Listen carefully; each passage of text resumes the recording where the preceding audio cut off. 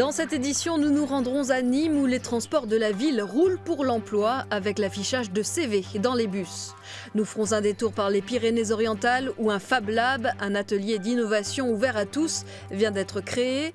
Mais d'abord cette initiative, à quelques jours du début de la COP21 à Paris, 2 Belges ont entrepris de rallier la capitale en canoë, une façon pour eux de promouvoir les modes de déplacement alternatifs. Après quelques heures de répit à Valenciennes, Henri et Vincent s'apprêtent à reprendre leur route. Ces 2 Belges ont posé 10 jours de congé pour se rendre à Paris pour la COP21 en canoë. Un pari un peu fou, mais avec un objectif, sensibiliser à la lutte contre le réchauffement climatique.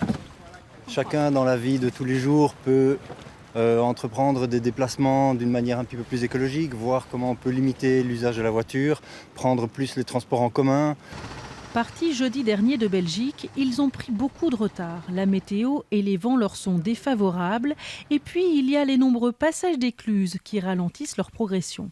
Alors, ils n'arriveront probablement jamais à temps. Mais l'essentiel est pour eux que le message passe malgré l'annulation de la grande marche parisienne prévue ce week-end. Il y avait plus de 9000 Belges qui étaient inscrits pour s'y rendre. Donc c'est un peu dommage, ça va passer un peu au second plan. On espère quand même que nos politiciens vont relever les enjeux et prendre les décisions adéquates. Quoi qu'il arrive, ils pagaieront jusqu'à dimanche avec le sentiment d'avoir apporté leur petite pierre à la lutte contre les gaz à effet de serre et le réchauffement du climat. Et pour aider ceux qui rament pour trouver un travail, les transports en commun de la ville de Nîmes se mobilisent. Depuis quelques jours, les CV d'une dizaine de demandeurs d'emploi sont affichés dans les bus et tramways de la capitale gardoise. Un coup de pouce apprécié par ces chômeurs de longue durée. Ça fait 2 ans que je suis à la recherche d'un emploi, donc pourquoi pas essayer quelque chose de nouveau. C'est d'être plus visible, c'est d'être plus exposé, c'est d'être à la portée des employeurs, des gens qui recrutent. L'opération, qui est une première en France, se poursuit jusqu'à dimanche. En ces temps difficiles pour l'emploi, il faut faire preuve d'imagination. En Lorraine, un entrepreneur a eu une idée lumineuse. Non seulement il lave votre voiture intérieure-extérieure, mais en plus il se déplace et vous prête un véhicule le temps du nettoyage. Ça commence par un état des lieux pour définir la prestation. Il y a quelques rayures sur la carrosserie. D'accord, si elles ne sont pas trop dans la carrosserie, je pourrais peut-être faire quelque chose. Je fais un catalogue, donc la cliente, suivant son budget, suivant ses envies, suivant ce qu'elle a besoin, moi je m'adapte en fait au client. Donc soit l'intérieur, l'extérieur ou les 2 complets. Le client peut alors retourner tranquillement à ses activités.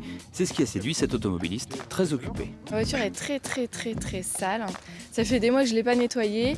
Je manque de temps et j'ai tellement de choses à faire à côté que j'ai vu la page Facebook de Sébastien. Et je me suis dit, bon allez, c'est l'occasion, je le connais, il est sympa. Pourquoi pas essayer et puis et voir ce que ça donne.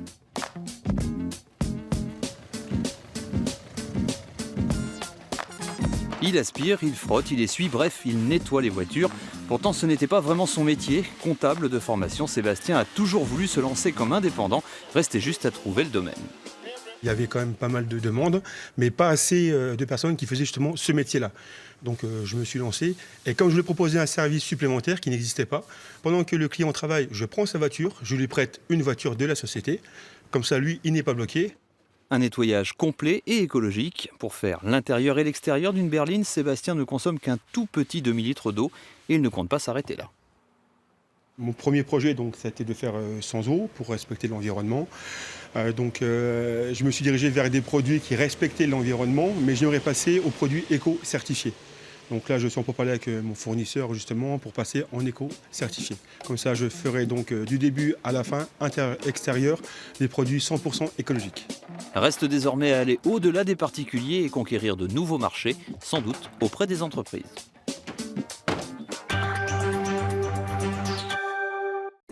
Enfin, dans les Pyrénées-Orientales, les Géotrouve-Tout ont désormais leur QG. Un Fab Lab, abréviation pour laboratoire de fabrication, vient d'ouvrir à Perpignan. Les inventeurs pourront non seulement disposer d'un matériel high-tech, mais aussi échanger avec d'autres passionnés. Bienvenue dans le Fab Lab de Perpignan, le laboratoire de fabrication, une sorte d'atelier pour les géotrouve-tout. Sébastien vient ici pour créer une petite pièce cassée d'un rétroviseur. Il y trouve tous les outils dont il a besoin, comme une imprimante 3D. On peut faire des tests sur des matériaux, différents types de plastique, voir si ça fonctionne, si ça ne casse pas prématurément. Et après, dès qu'on a un modèle 3D de la pièce. David, lui, est informaticien. Il est l'un des 54 sociétaires qui ont participé à la création de cette coopérative d'intérêt collectif. Il travaille assidûment à la réalisation d'une table lumineuse interactive. Dans ce lieu, le partage des connaissances est aussi important que les outils techniques mis à disposition. Certains sont spécialisés dans l'électronique, d'autres dans d'autres corps de métier. On a des ébénistes, on a des personnes qui sont comme moi dans l'informatique à la base, comme Joris. Voilà, donc on peut échanger pas mal de choses, avoir des petits trucs.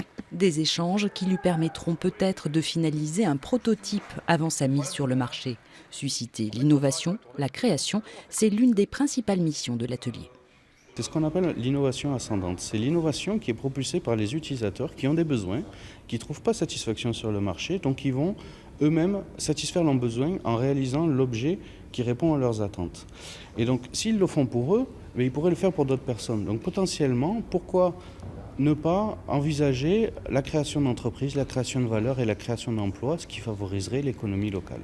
Grand public, bricoleurs du dimanche ou encore industriels sont invités à fréquenter le nouveau Fab Lab pour 4 € la demi-journée. Cette entreprise de l'économie sociale et solidaire a été lauréate du prix régional Coup de pouce qui récompense les entreprises innovantes.